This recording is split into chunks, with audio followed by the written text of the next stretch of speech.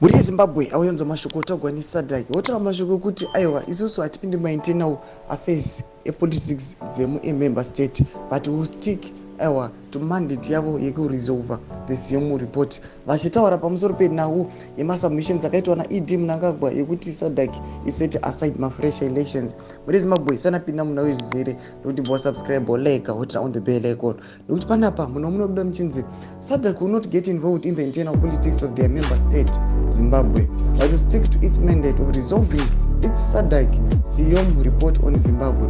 This is the communique disputed Zimbabwe President Mnangagwa who received from the Sadc Secretariat in response to his submissions, in which he sought Sadc to set aside his resolution to have fresh elections held in Zimbabwe. President Mnangagwa will by Friday receive Sadc response to his submissions, in which he made the proposal to Sadc to set aside fresh elections.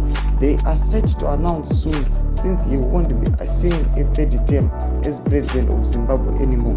Ndo mashoko ari kubuda muAfrica Beautiful Ruin vachiti aiwa pamasubmissions akaitwa naED Mnangagwa kuti Sadc ikanga kuzvima fresh elections ino yachiti aiwa internal politics member states hatinei nawo asi tinostika to our mandate yekuti tiresolve mafindings anenge anyongwa muSiom report. Muri Zimbabwe mashoko ari kubuda panapa munewspaper Africa Beautiful Ruin. Tiudze mafungiro enyu nokudii pamusoro penhau iyi pine comment section medu. Musakangana kusubscribe like notira on the bell icon.